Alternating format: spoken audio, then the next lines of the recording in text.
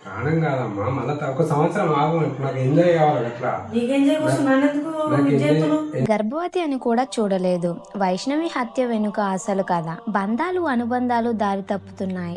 నమ్మకం ప్రశ్నార్థకరంగా మారుతుంది. నూరేళ్లు తోడుంటా అని మాట ఇచ్చిన వాడే ప్రాణాలు తీసే యముడైతే, కడుపులో బిడ్డను కూడా చూడకుండా కట్టుకున్న భార్యని చంపమని ఉసిగొల్పే కుటుంబం ఉంటే, ఈరోజు మనం మాట్లాడుకోబోయే కేసు అలాంటిదే.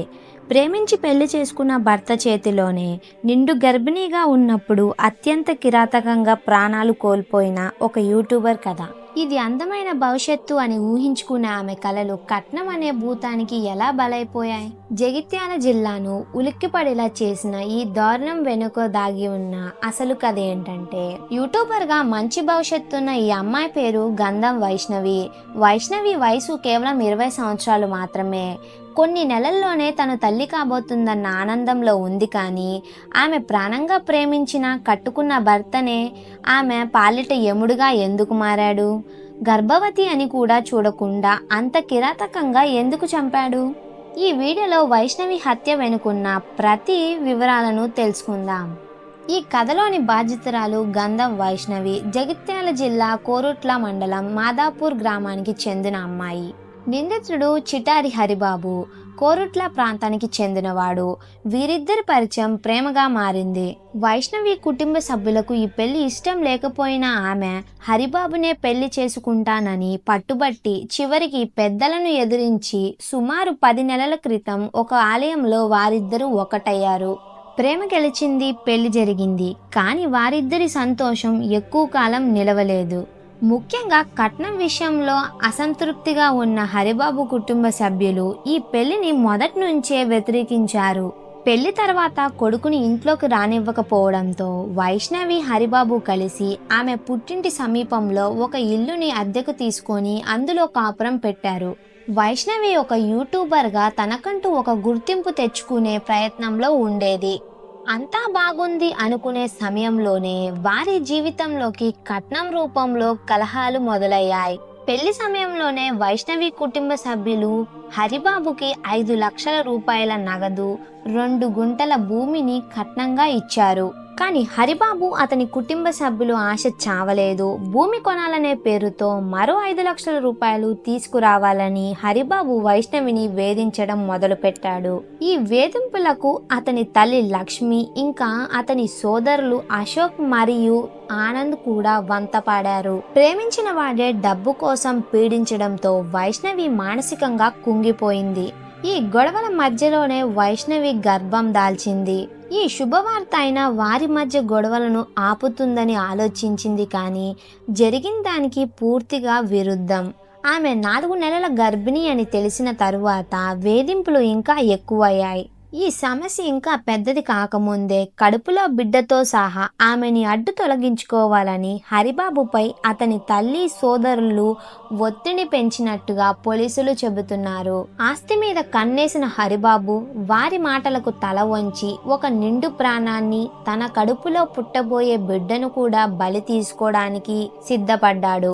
మార్చి 16, 2026 సోమవారం రాత్రి వైష్ణవి జీవితంలో చీకటి రోజుగా మిగిలిపోతుందని ఆమె ఊహించలేకపోయింది. అప్పటికే గొడవల కారణంగా వైష్ణవి తన పుట్టింట్లోనే ఉంటుంది. ఆ రాత్రి హరిబాబు ఆమె ఇంటికి వచ్చాడు. ఇద్దరి మధ్యలో మళ్ళీ వాదన జరిగింది. ఆ తరువాత కుటుంబ సభ్యులు నిద్రలోకి జారుకున్నాక అర్ధరాత్రి దాటిన తరువాత హరిబాబు తన రాక్షస రూపాన్ని చూపించాడు. పోలీసులు వెల్లడించిన వివరాల ప్రకారం ఇది క్షణిక ఆవేశంలో జరిగింది కాదు, పక్కా ప్రణాళికతో చేసిన నేరం.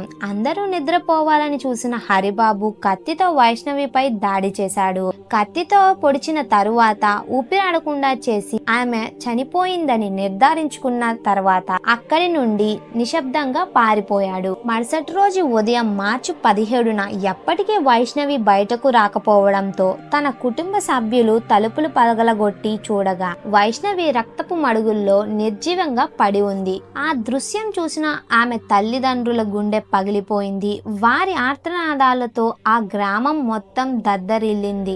వెంటనే పోలీసులకు సమాచారం అందించారు. వైష్ణవి తండ్రి గంధం దుర్గా ప్రసాద్ ఇచ్చిన ఫిర్యాదు మేరకు పోలీసులు కేసు నమోదు చేశారు. మేట్పల్లి డీఎస్పీ రాములు నేతృత్వంలో ప్రత్యేక బృందాలను ఏర్పాటు చేసి హరిబాబు కోసం గాలింపు చర్యలు చేపట్టారు. హత్యకు ఉపయోగించిన కత్తిని, రక్తపు మరకలు ఉన్న దుస్తులను కొనారోపేట ఎక్స్ రోడ్ సమీపంలో ఉన్న పాడుబడ్డ ఇంట్లో దాచిపెట్టాడు. కానీ పోలీసులు సాంకేతిక ఆధారాలతో పక్కా సమాచారంతో అతను పారిపోవడానికి ప్రయత్నిస్తుండగా కోరుట్ల చివరిలోనే అదుపులోకి తీసుకున్నారు. మంగళవారం రాత్రే అతన్ని అరెస్ట్ చేశారు. మొదట్లో పొంతనలేని సమాధానాలు చెప్పిన పోలీసులు తమదైన స్టైల్లో విచారించగా అసలు నిజాలు కక్కేశాడు. అదనపు కట్నం కోసం తన తల్లి లక్ష్మి, సోదరులు అశోక్ ఇంకా ఆనంద్ తనపై నిరంతరం ఒత్తిడి పెంచారని, వారి ఒత్తిడి వల్లనే ఈ హత్య చేశానని అంగీకరించాడు. దాంతో ఈ నేరానికి ప్రేరేపించిన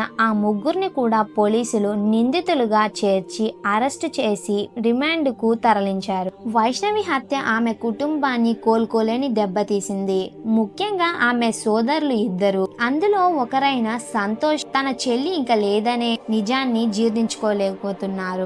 వైష్ణవిని సమాధి చేసిన వద్దే పగలు రాత్రి గడుపుతూ ఆమెకు ఇష్టమైన తినుబండారాలను అక్కడే పెడుతూ కన్నీరు మున్నీరు అవుతున్నారు. లే చెల్లి, ఇవి తిను అంటూ ఆమె సోదరుడు పట్టుకొని ఏడుస్తున్న దృశ్యాన్ని అక్కడి వారిని కంటతడి పెట్టించారు. నిందితులకు ఉరిశిక్ష పడే వరకు వారు విశ్రమించమని, అప్పుడే తమ చెల్లి ఆత్మకు శాంతి కలుగుతుందని వారు ఆవేదన వ్యాఖ్యం చేస్తున్నారు. ఈ కేసులో అరెస్ట్ అయిన హరిబాబు జైల్లో తీవ్రమైన మానసిక ఒత్తిడికి గురై అనారోగ్యం పాలై ఆసుపత్రి చేరాడు. తన చేసిన నేరానికి ఎలాంటి శిక్ష పడుతుందని భయం అతన్ని వెంటాడుతుంది. చివరి వరకు సహకరించకుండా డ్రామాలు ఆడుతున్నాడని పోలీసులు తెలిపారు. కానీ ఒక నిండు ప్రాణాన్ని, తన రక్త సంబంధాన్ని పొట్టన పెట్టుకున్న వాడికి చట్టం నుండి ఎలాంటి మినహాయింపు ఉండదు.